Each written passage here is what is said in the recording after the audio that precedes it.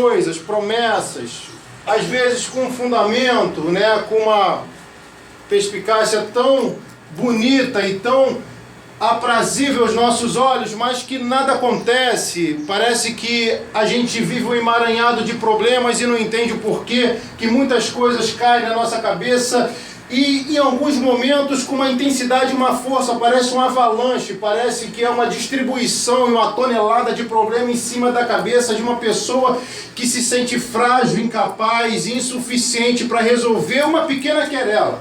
Mas eu não consigo entender um Deus muito medíocre que não possa estender a mão grande e poderosa para abençoar esses problemas que para Ele não é nada.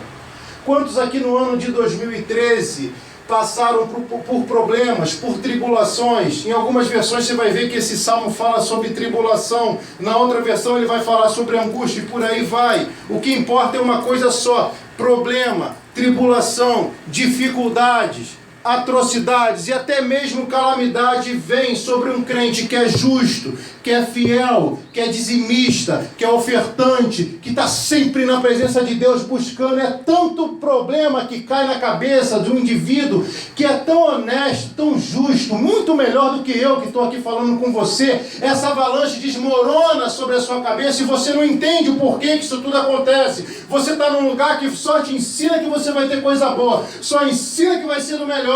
Mas não é assim a realidade da vida. Eu costumo sintetizar a realidade da vida como um ringue de boxe, um ringue de MMA, de vale tudo. Você entra ali numa noite, eu falei isso, nós falamos isso aqui na última vez, você entra ali e numa só noite você ganha mais de 50 pancadas na cabeça, no fígado, no cérebro, não sabe se vai sair daí vivo. Mas eu aprendi que a questão da vida não é o quanto você apanha, não, é o quanto você apanha, cai, fica de joelho, mas se levanta e continua seguindo em frente, aleluia, continua lutando, não parando e perseverando na luta. Você entende? A vida é triste, é cruel. E quantos aqui de nós já nos perguntou por que isso tudo me aconteceu? Por que eu passei por isso? Por que eu estou passando por aquilo? Por que esse mal virá sobre mim? Por que essas tribulações me alcançam se eu sou justo, fiel, misericordioso, compassivo? Eu tento me aproximar ao meu Senhor Jesus. É justo realmente eu passar por tribulações em meio a tanta fidelidade? É uma pergunta que não quer se calar. E diga-se de passagem, quantos aí já ouviram essa frase, essa retórica que soa no nosso ouvido naquele momento mais covarde? Perguntar por quê? Não, eu tenho que perguntar para quê. Ei, eu sou contra isso. É claro que você não tem que passar uma vida toda questionando a Deus, que isso é qualidade demoníaca, do diabo. Agora, Jesus, no momento mais tenebroso da vida dele, ele disse assim: Pai, por que me abandonaste? Se o próprio nosso mestre um dia soou as palavras em hebraico, por que o abandonaste? Por que nós, nesse momento tão difícil, nesse ano tão duro que passou, nós não podemos dizer: por que o Senhor me abandonou? Porque tem momentos na vida que, se você não for verdadeiro com Deus, você infarta. Você tem que parar de ficar se preocupando com palavras bonitas. Você tem que chegar na presença do seu grande rei, rasgar o seu coração e desabafar e falar aquilo que está te matando. Porque se você abrir com a pessoa errada, você estará se tornando refém das suas próprias palavras. Agora, se você no secreto, eu sinto a presença dele aqui, se você no secreto, você entra lá naquele lugar humilde, que às vezes é dentro do seu trabalho, naquele banheiro sujo, ou então naquela sala, naquele quarto, naquele lugar pequeno e apertado, calorento, e rasga o seu coração, Deus te revela os porquês das situações. Glória a Deus. Mas o mais interessante, assuma nisso tudo, é que a revelação dos porquês é para você combatê-las. E não para você ficar alimentado de uma resposta que você tanto deseja. Você tem que entender que o que Deus vai falar para você, se você não colocar em prática, nada vai adiantar. Aleluia! Por quê? Todo conhecimento possível da vida já havia sido embutido antigamente lá nos primórdios, no Ganéden, no Éden, na mente de Adão.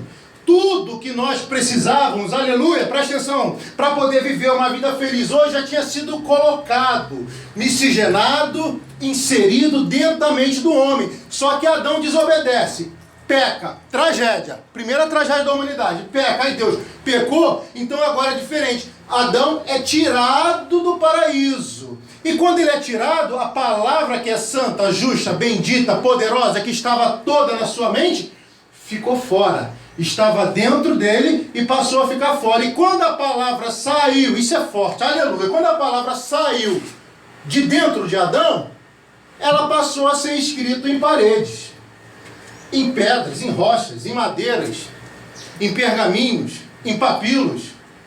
Foram feitos vários compêndios e hoje, infelizmente, está em um papel. Olha para mim, que você carrega aí debaixo do braço quando vem para a igreja. Mas o grande desafio dessa palavra tão pequena que foi lida aqui agora é de fazer aquilo que um dia estava dentro, foi para fora, voltar de fora, quando você é lida no papel, para dentro, para ela poder surgir um efeito pleno na sua vida. Tá ruim hoje. É porque você não dá glória a Deus, aleluia. Deixa eu falar uma coisa para você. O que eu quero trazer aqui para você hoje é porque em 2013 eu passei por tanta luta, por tanta dor, por tanta dificuldade, por tanta tragédia, perdi tanto, apanhei tanto. Sou crente fiel, dizimista, ofertante. Bom, na medida do possível. Eu vou te responder por quê. Está preparado para a primeira? Primeiro, é por uma questão que você não é melhor do que ninguém. É por uma questão de humanidade.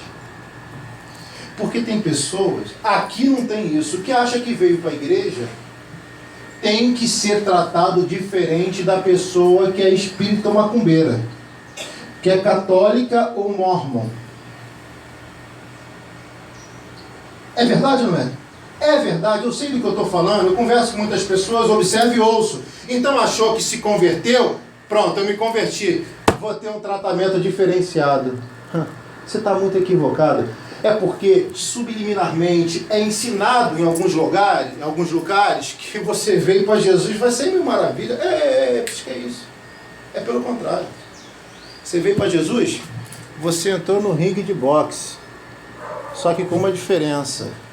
O juiz está acompanhando todos os movimentos. Se você cair, ele vai lá começar a contar lá embaixo com você. 1, levanta. 2, não desiste. 3, não pare. 4, continue. 5, eu estou do teu lado. 6, só você pode fazer isso. 7, eu sou contigo. 8, você vai conseguir. Aleluia, é assim que Deus trabalha com a gente. Ele não pode colocar a mão para fazer aquilo que nós temos que fazer, mas também naquilo que nós não podemos fazer, quando ele coloca a mão dele, que é tão grande, entre aspas, parece meio de azeitada para abençoar, ele abençoa uma área aqui, por ser muito grande, acaba abençoando todas as outras que estão ao redor da nossa vida. E ainda as pessoas que estão junto com você. Então, por que eu passei por tudo isso, mesmo sendo justo? É porque você é mortal. O único ser imortal que tornou-se mortal chamava-se Adão.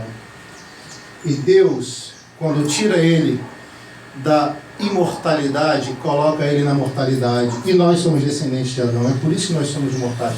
Então, nós temos que aprender. Estamos com Jesus? Maravilha. Viemos para Jesus? Beleza. Mas você pode ter certeza, os levantes vão ser muito mais... Peraí, já começa a suar aqui, não sei porquê. É o espírito que é quente, fogo. Os levantes vão ser mais intensos. As investidas satânicas vão ser mais violentas, mais precisas sobre mim, sobre você. Mas a questão da vida é o quanto você apanha, o quanto o inimigo te bate, o quanto ele coloca-te de joelho mas a força que você emprega para levantar e continuar seguindo em frente. Porque as lutas não vão parar. Você lembra de Jesus no deserto? Jesus é tentado no ápice de toda a história bíblica, com a ênfase mais forte de toda a criação, pelo próprio Satanás, segundo uma corrente majoritária dos teólogos, dizendo que foi o próprio Lúcifer que o tentou. Depois que ele vence, o diabo o abandona por um momento. Para alguns aqui, podem estar sendo massacrados pelo inimigo. E ele vai te abandonar por um momento. Mas quando ele voltar para te atacar, se você estiver preparado, trilhando no caminho certo, ele só vai perder tempo e só vai ser usado para te fortalecer no propósito, na missão que Deus te chamou. Aleluia! Glória a Deus! Eu sinto a presença dele aqui.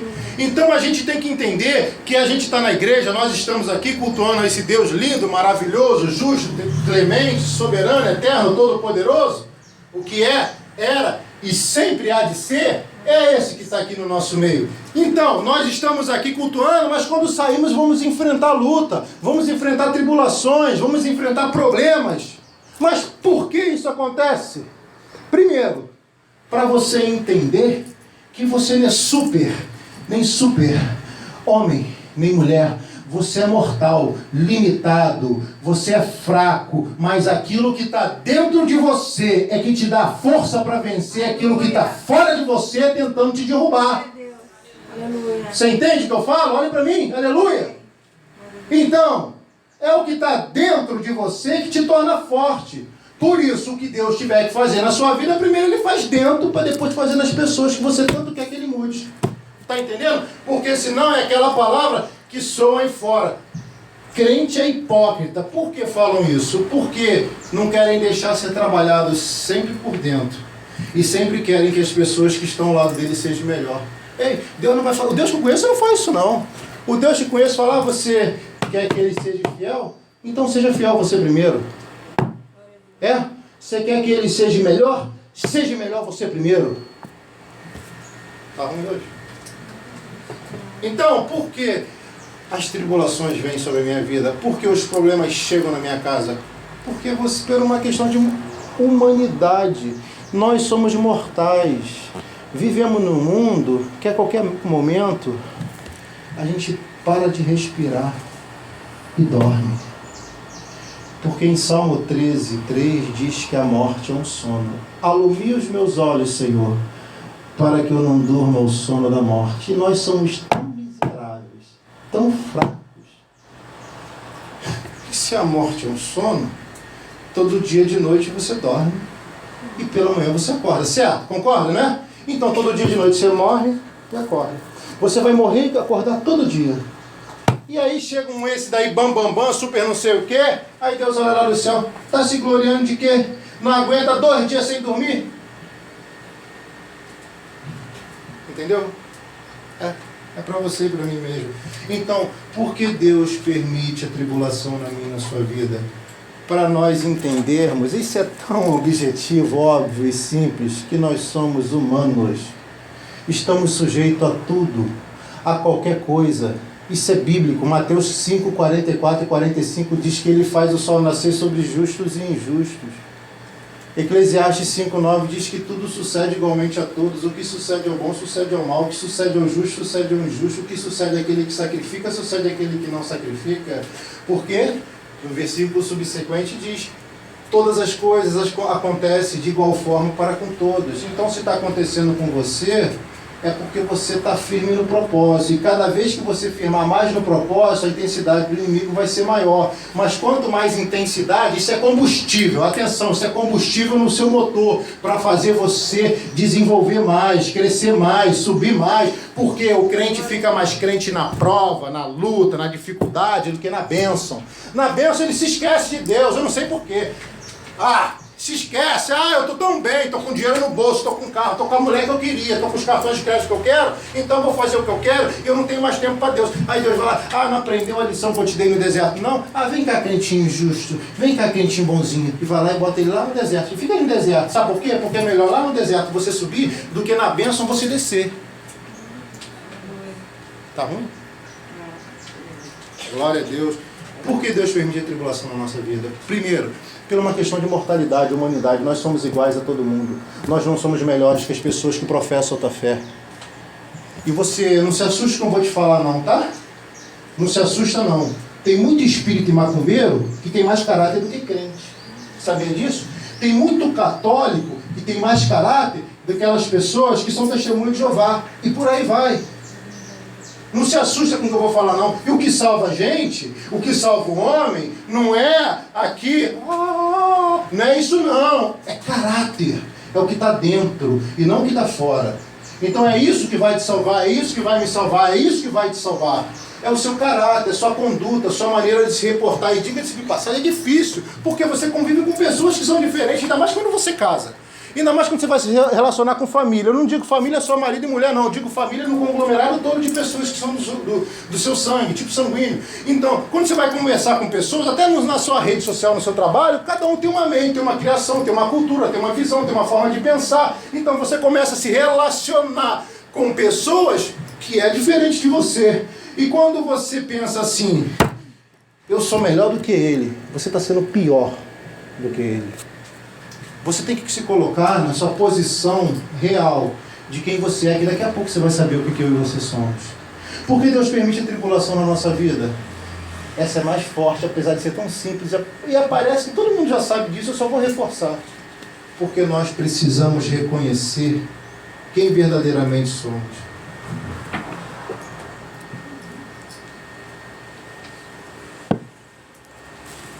Essa mensagem só tem 4 tópicos. Eu ainda estou na introdução, mas eu termino ela outro dia. Você e eu temos que reconhecer quem somos. Sabia disso?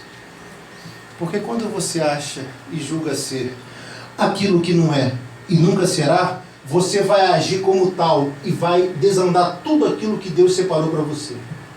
Conseguiu entender? É difícil? Não, é fácil. Você se julga ser santo, 100%. Fala, eu não caio com ele. E daqui a pouco está na cama do motel. Peguei pesado? Posso dar outro exemplo? Sim ou não? Sim. Aleluia. Eu me acho intelectual, supra-sumo do abacaxi da sociedade, que não preciso aprender. E me atrofio. E vai virar uma tragédia esse culto. Sempre pregando o fluxo de sangue, sempre o fluxo de sangue. Ou sempre Abraão sacrificando Isaac. Ou você acha que para eu falar e a pastora a gente não tem que estudar, tem que ter conteúdo, tem que se especializar, tem que se aprofundar, tem que perder madrugadas, tem que investir em livros, e por aí vai. Então são 2 exemplos muito diversos para você poder entender que eu e você precisamos reconhecer quem nós somos. Aleluia! Você quer ver um exemplo? Moisés. Eu poderia dar um exemplo desde os patriarcas até o último, até Jesus, o sumo. Moisés, ele, na jornada dele, sangue hebreu, criação egípcia. Sangue hebreu, cultura egípcia. Mesmo assim, não deixou de receber uma parte da cultura hebreia, por causa da sua mãe, hebraica por causa da sua mãe, Joquebede. Tudo bem, foi criado, beleza, pela filha do faraó. Foi criada por ela. Ok, Bátia, é o nome da mulher. Ela cria a criança. E lá no meio da criação, Moisés visita, isso é história paralela à Bíblia, tá? Visita sua mãe Joquebede. Então ele começa a miscigenar uma cultura com outra. E no meio dessa conversa, nós que estudamos e viajamos nas escrituras, deduzimos que Moisés recebeu a instrução da mamãe que, olha, você não foi para o Egito à toa, você não foi para aquela terra longínqua à toa, aleluia, você não está aqui à toa, você veio para cá, é porque você tem um propósito, um objetivo aqui. A mãe falando dele no Egito, pro Egito. Tá servindo para alguém aqui isso? Aleluia. Então, olha só, então Moisés recebe, mãe, eu tenho um propósito, tenho, um grande líder. Sim, eu tenho um propósito, sim. Mas como é que é isso? No momento certo você vai saber. Aí Moisés fica com aquilo na cabeça. Fica alimentando aquilo. Chega num determinado momento. Olha que coisa terrível. Ele fica pensando quando deve ser o momento. Quando deve ser o momento, será? Ele comete um erro que cristão vive cometendo. Se antecipa. é ansioso demais. Ele vê duas brigas. Um é um hebreu, sangue do seu sangue, da sua linhagem. O outro é um egípcio, da sua cultura e criação. Olha o que vai passar, tenta imaginar o que vai passar na mente desse homem. Então, Moisés, eu acredito pensando que eu não vou deixar o meu sangue falar mais alto, tá entendendo, crente? Eu não vou deixar a minha carne pular, tá entendendo, crente? Então, é por isso que eu falo por parábolas. Eu vou fazer justiça com as minhas próprias mãos. Então, ele vê o egípcio brigando, que não era qualquer um, era o mestre arquiteto do faraó. Tinha estrelas e patentes, era um homem de notório saber e conhecimento na cultura egípcia. Moisés não estava nem aí, não queria nem saber das consequências. Vai lá e separa a briga. Só que Moisés era forte, alto, musculoso, gago e fanho. Não conseguia falar muito, eu já imitei aqui, mas eu não vou imitar não. Gago e algumas outras versões fanho. Então para mim ele era gago e fanho. Imagina um gago e um fanho falando. Então ele não consegue falar muito, aí ele vai lá e não dá para falar, vou fazer. Mete a mão no egípcio, que era mais forte, agarra ele. E deve ter dado um mata-leão para ele dormir e acabou matando o homem. O homem morreu. E quando o homem morre, ele faz a justiça pela mão dele. E sempre quando a gente for fazer justiça pelas nossas mãos, a justiça da mão divina fica parada, imobilizada. E nós sofremos as duras consequências dessas leis físicas. E ali, Moisés não recebe nenhum agradecimento do seu irmão de sangue. Não era irmão de sangue que eu falo, não eram irmãos paternos, não, eram irmãos judeus, hebreus. E ele separa sozinho, enterra o corpo na areia, pisa, bate com a pá. Ninguém viu nada, só meu irmão. Fui a favor dele, não vai falar nada. Só que no outro dia, isso é Êxodo capítulo 2, versículo 12 em diante. No outro dia, todo mundo já está sabendo daquela tragédia. E tem duas brigas de dois egípcios, de dois hebreus. Só que qual é a grande questão disso que a Bíblia ela não explica, e a história extra que vai explicar? Que quando alguém egípcio matasse um patrício seu, era pena capital, era pena de morte, tinha que ser morto, não existia, poderia ser o faraó. Isso era uma lei da cultura egípcia. Então Moisés sabia que nem o próprio faraó poderia livrar, nem a sua irmã, que era filha de faraó, poderia livrá-lo. É por isso que ele vai fugir depois que ele vê a briga de dois judeus. São dois judeus, dois hebreus, não existia judeu, depois que foi virar judeu. Dois hebreus, ele vê a briga, ele vai lá e separa. Só que sempre tem no meio aquele hebreu, né? Aquele crente que a gente conhece mais autoritário, né? Prepotente. Não vai botar a mão em mim não, pastor. Você tem chamado aí, né? Mas comigo o negócio é diferente. Você está achando que isso é Bíblia, tá? Você está achando que vai fazer comigo o que você fez ontem com aquele egípcio, aquele banana? Você está achando que vai não comigo? O negócio é diferente. Moisés, quando vê aquilo, ele não bota nem mais a mão para fazer a justiça, porque ele vê que o pecado dele foi descoberto. E não adianta você tentar encobrir seu pecado debaixo da terra, que um dia o grande pastor revela o pecado na frente de todo mundo. Está pensando que isso não serve para mim? É? Mateus 10, 26, não há nada encoberto que não venha a ser conhecido, nem oculto que venha a ser revelado. Lucas 8, 17 também diz a mesma palavra. Marcos 4, 22 a mesma palavra. Hebreus 4, 3 é mais precisa e concisa. Não há nada encoberto diante dele. Antes, porém, todas as coisas estão nuas e patentes aos olhos com quem havemos de prestar conta um dia. Não adianta a gente ficar querendo encobrir o erro, se amanhã ele pode ser descoberto pelos homens, ou se no grande dia, o grande juiz chamar assim: tudo que você encobriu, para mim nunca foi encoberto, esteve sempre aos meus olhos. É melhor você parar a tempo, pensar e resolver, do que continuar nele. Então é tempo de você parar, pensar e resolver. Tá ruim? Aleluia! Então, Moisés vê que ele comete a maior lambança da vida dele. E por ele cometer a maior lambança na vida dele, ele ainda não sabia quem ele era. Ele só foi reconhecer quem ele era no deserto. É por isso que Deus manda muito crente para o deserto. Está se achando muito, né? É só dar uma bençãozinha para você que você já extrapola, né?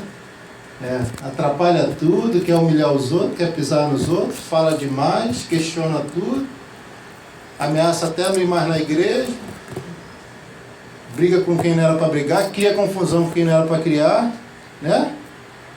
Então tá bom. Então, volta para a prova mais um pouquinho, que é melhor você na prova vir para mim do que na bênção ir para o diabo, né? Então, deve ser difícil ouvir isso por aí, né? É difícil. Então Moisés foge. Imagina aquele moço correndo. Fiz besteira. Vou me esconder. Vou pro deserto. Só que os desertos que nós nos colocamos demora mais do que os desertos que Deus nos coloca. Quanto tempo Jesus passou no deserto, sendo tentado pelo diabo? 40 dias. Quem levou Jesus para o diabo? Quem levou Jesus para o deserto foi o Espírito Santo. 40 dias porque o próprio Espírito levou, esteve com ele. Agora, Moisés, por fazer besteira, querer fazer justiça, está servindo para alguém isso aqui? Quando você quiser fazer justiça com as suas próprias mãos, o deserto não vai ser Deus que vai te colocar, vai ser você mesmo que vai caminhar até ele. Então pode ter certeza que o período lá vai ser mais demorado. 40 anos. Para Jesus, 40 dias. Tem gente até suspirando aqui, né? Aleluia. 40 anos. Porque ele criou aquele problema. Você está entendendo? 40 dias. Porque o Espírito quis preparar o nosso Messias. Então, os desertos, quando demoram muito, é um sinal de a gente se alertar e de ver que a lambança quem fez fomos nós. Mas mesmo nos desertos da vida que nós mesmos caminhamos até ele, o Espírito aparece no poço onde não tem água e faz brotar e jorrar água para você beber e não morrer de sede. Glória a Deus. Aleluia, mas não fica triste não, que mesmo se você se colocou nesse deserto, eu vou dar uma notícia boa para você. No deserto, Moisés teve uma oportunidade de conhecer a sua esposa. Mas para isso, ele teve que lutar contra os maus pastores. Ou você está achando que vai vir de mão beijada, ou de mão beijada o marido e a esposa? Você vai ter que lutar por isso. Eu estou só na igreja, só buscando. Aleluia. Ele vai cair aqui de paraquedas? Não vai não. Não vai cair aqui de paraquedas. Ali está rindo, não sei porquê. Ele não vai cair aqui de paraquedas não. Você tem que lutar. Se é mulher, se maqueia, passa blush, batom, estica a sobrancelha. Né? O que mais que faz? Chapinha. Né? Investe em isso. Uma balinha, né? Pro hálito, né? Aquelas coisas. Tudo isso. Faz tudo isso. Investe. Tá bom? Aleluia, glória a Deus. Eu sou tão espontâneo que eu não... Enfim, vamos lá. Então... É nóis, pastorando. Por quê? Porque Moisés estava no deserto e na primeira oportunidade Deus falou assim, mesmo nesse deserto aí, eu vou te dar a tua esposa. Tá servindo para alguém aqui? Mesmo nesse deserto aí, vai aparecer uma oportunidade, aleluia, eu sinto a presença dele aqui, vai ser criada uma situação que você vai ter que lutar para conquistar, entendeu? Aí ele vê os pastores, posso falar uma coerência minha? Imagina Moisés naquele deserto suado, fedorento, sem ter lugar para morar, vê, quantas esposas eram, quantas mulheres eram? Eram 3 ou 4? Eram mais de 3, 3 moças lindas, pastoras. Aleluia, mas elas falaram, hoje. Vejo meninas lá, falou assim, como que eu vou usar a sabedoria para chegar até elas? Aí Deus mandou um problema. Está servindo para alguém aqui? Aí mandou um problema. Quem? Umas pessoas maldosas, que eram maus pastores, não deixar que ela tirasse a água do poço. Aí Deus permite isso tudo. Aí Moisés foi gago, não consegue falar muito, deve ter gesticulado, brigou com os sujeitos, botou eles para correr, colocou eles para correrem e ali ficou na dele. As filhas agradecem, vão a casa e contam o fato a Jetro. A Jetro, não é possível. Era um sacerdote na época que não existia sacerdócio. Aí Jetro, vai lá e volta, chama esse homem para jantar aqui com nossa casa, nosso convidado. Aí ele vai lá, janta na casa e ali troca-se os olhares no deserto. Está entendendo? Está servindo com alguém? Amém. Aleluia. É nesse deserto mesmo que Aleluia, Deus vai Pai. enviar um companheiro, uma companheira para você. É nesse mesmo, tá? Nesse, claro que não é para os casados, tá bom? Os casados não pensam nisso não. Então, eu estou falando sério. Moisés, no deserto, mora na casa com a menina, com Zípora, tem 2 filhos, Gerson e Eliezer. Só que aí ele tem que morar na casa do sogro. Por quê? Porque ele se colocou naquele deserto. Está servindo para alguém? Isso serve para mim. Eu não sei na dimensão, você tem que encaixar isso na sua vida. Olha só, aí Moisés mora na casa do sogro. E ali passam 40 anos. O interessante é que ele passou 40 anos no deserto, 40 anos no Egito, achando que era o bambambam. Que por falar 70 idiomas ia ser o sumo, ia ser o faraó daquela época após a sucessão, depois da morte, assumindo a linhagem do trono real. Ia ser o faraó. Então ele se acha. 40 anos se achando. 40 anos achando que não era nada, tendo a certeza que não era nada. Deserto. E depois desse deserto, 40 anos guiando o povo de Israel para Canaã, tendo a certeza que Deus é tudo. Você entendeu quando as coisas vão acontecer na sua vida? Quando você deixar de se achar, reconhecer quem você é e saber que Ele é tudo na sua vida. Tudo isso para falar isso. Entende? Depois diz que pregar é fácil, né? Não. Então Moisés, o interessante é que Moisés... Cadê meu pano?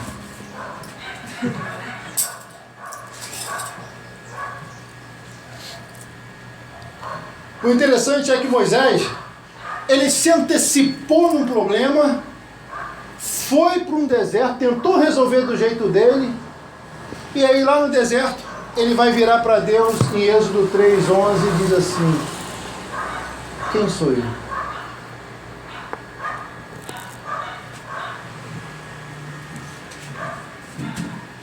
Quem sou eu, Deus, para me apresentar ao faraó e resgatar os israelitas?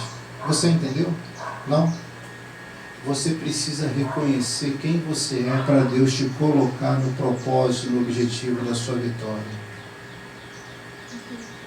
Porque tem pessoas que estão dando volta em meio ao caminho, voltas em meio à trilha.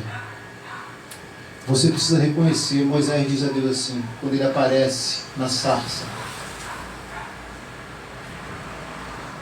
Moisés, depois de ouvir que ele tinha que ir a Faraó, ele vai dizer assim: quem sou eu? Eu tentei fazer do meu jeito, eu tentei fazer da minha forma, eu tentei fazer do meu tempo, eu tentei fazer com as minhas mãos e estou aqui nesse deserto. Aí Deus falou: mas agora você vai fazer do meu jeito, no meu tempo, da minha forma, e é a minha mão que vai te proteger e te guiar. Aleluia. Você só vai colocar a mão na sua vitória quando você reconhecer verdadeiramente quem você é. Quando você reconhecer quem você é, você vai colocar a mão na bênção. Você vai colocar a mão no propósito, você vai colocar a mão no objetivo, você vai colocar a mão nas heranças e nas bênçãos do Senhor, nosso Deus. Eu poderia citar o exemplo de Jefté, Gideão, Baraque. Poderia citar o exemplo até do próprio Messias. Poderia citar o exemplo de Davi. Poderia citar vários exemplos. Já tem tempo? Já tem uma hora isso? Sim ou não? Eu não cronometrei. Então vou encerrar, já tem uma hora. Então, olha só, vou encerrar a palavra e continuo na semana que vem. Para você colocar a mão no propósito, no objetivo, você tem que reconhecer quem você é.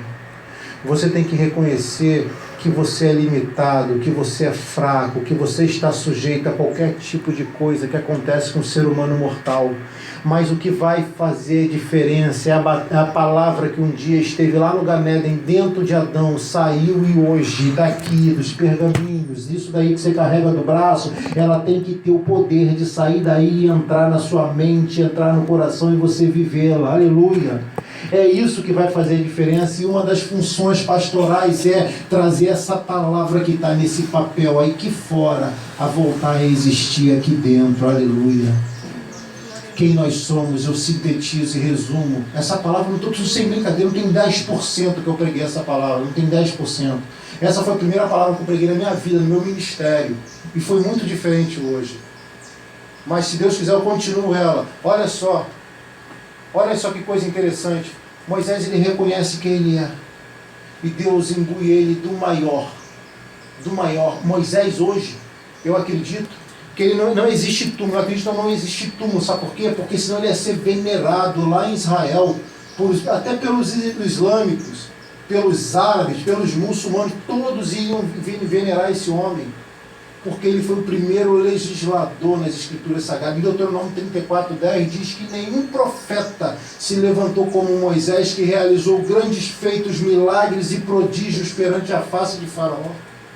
Esse foi o homem que um dia reconheceu: sou fraco, sou limitado, fazia do meu jeito, não faço mais, fazia da minha vontade, não faço mais, fazia um montão de lambança, hoje eu me coloco nas tuas mãos. É isso que Deus quer de você, quer de mim. Se lance na mão dele. Hoje é dia de ceia, é uma oportunidade de você reconhecer quem você é. Eu vou te ensinar quem você é. Jó disse que nós somos barro, Isaías disse que nós somos barro.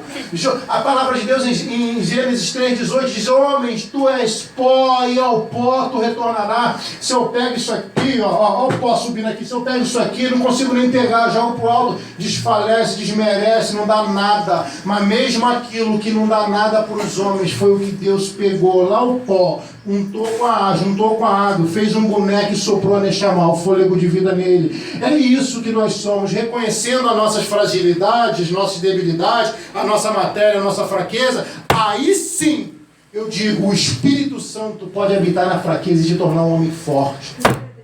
Fique de pé, por favor.